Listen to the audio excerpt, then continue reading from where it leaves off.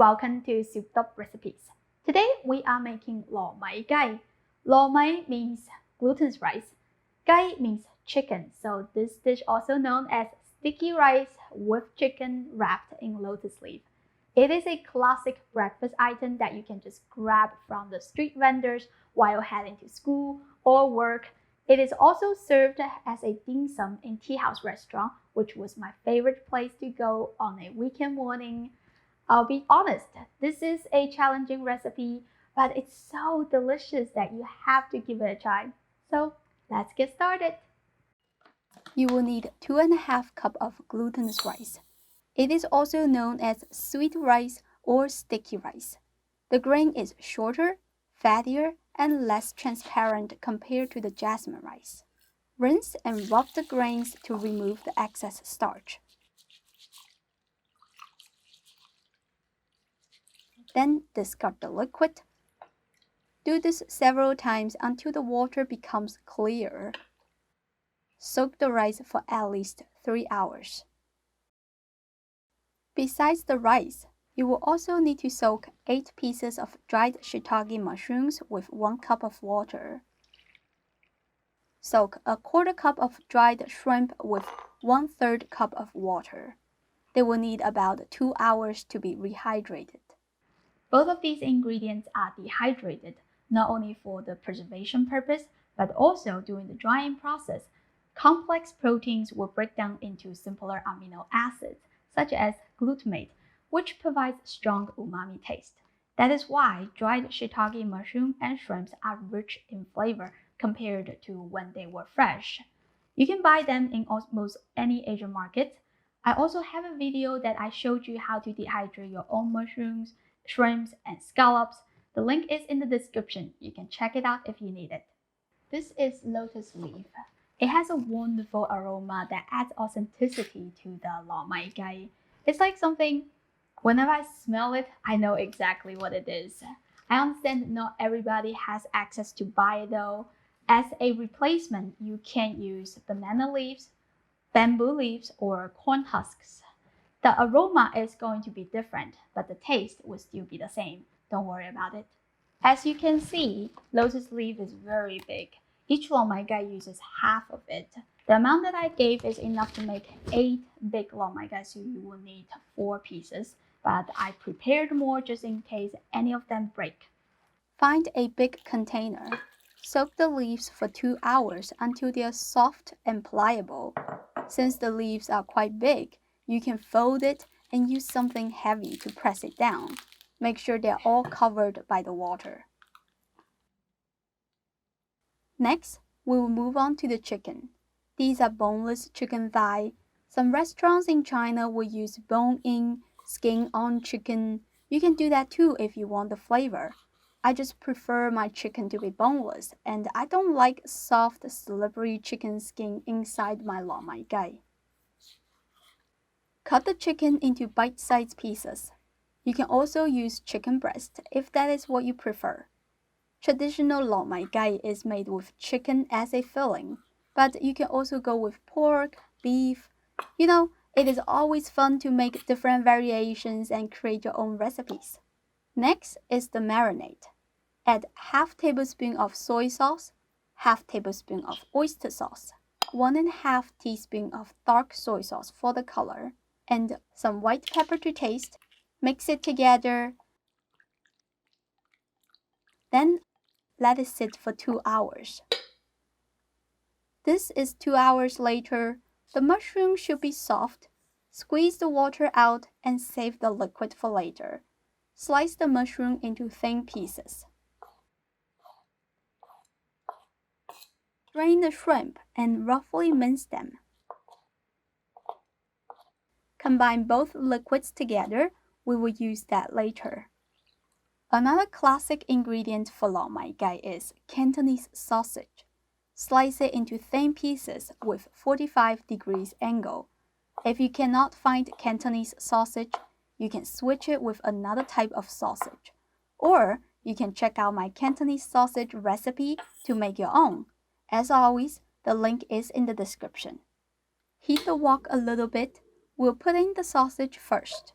Saute it on medium-low heat until the sausage becomes a bit translucent. Then add the minced shrimp. Keep stirring until you can smell the shrimpy umami flavor. These two ingredients already have lots of flavors, so we don't need to season them. Take it out and set it aside. We will use that later. Now, turn the heat to high and add more oil to the same wok. Toss in the marinated chicken. Stir for a minute or two.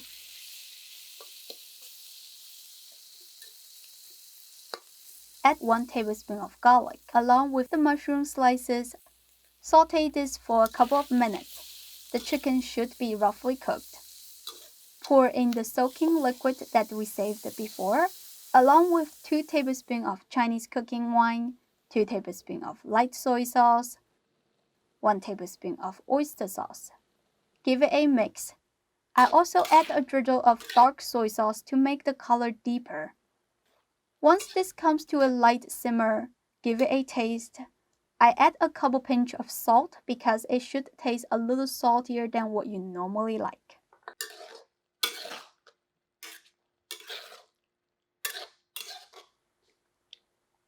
Get a strainer, fish out the chicken and the mushroom.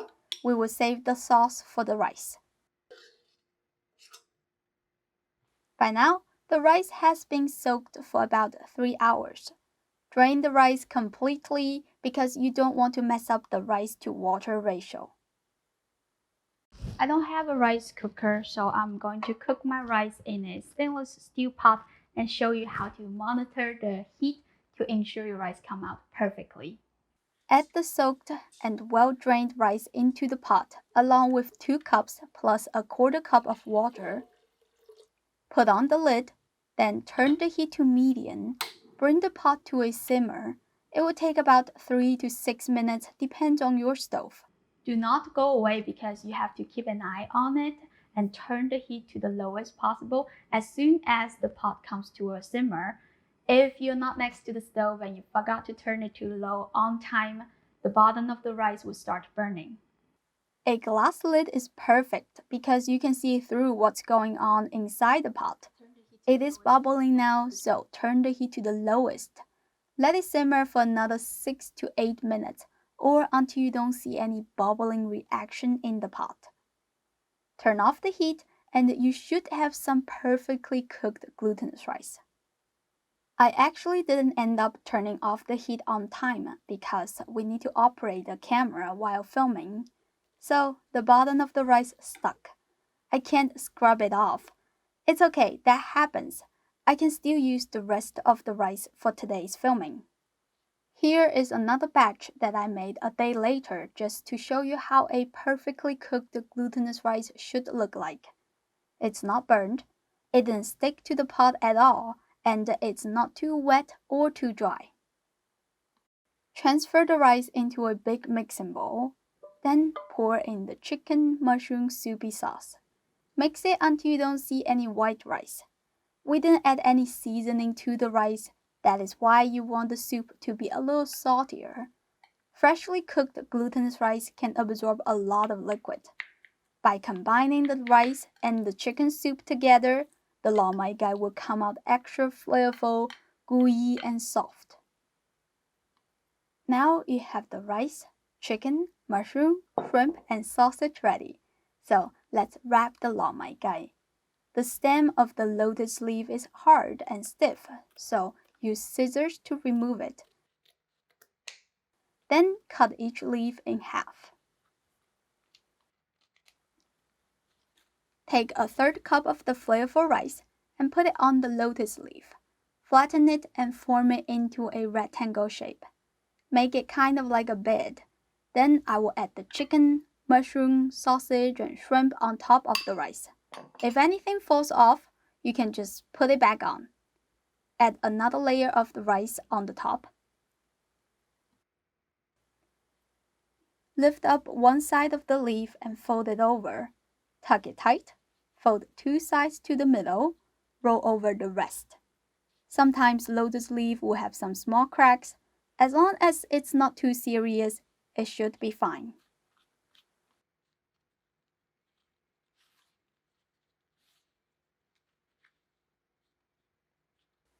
Once you're done wrapping all of them, put them in a steamer.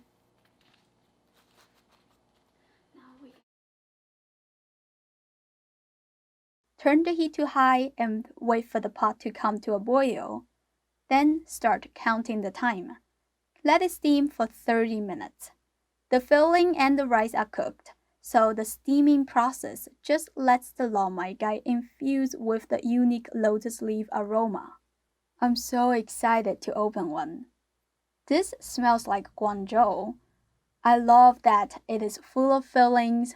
When I order this in a restaurant, most of the time it will be so small, like half of the size, which makes me upset, especially when you can barely find the fillings inside. I hope you give this a try soon. If you did, leave me a comment, let me know how it goes. As always, you can click the link in the description and find the printable recipe. Thank you for watching, and I will see you next time. Bye!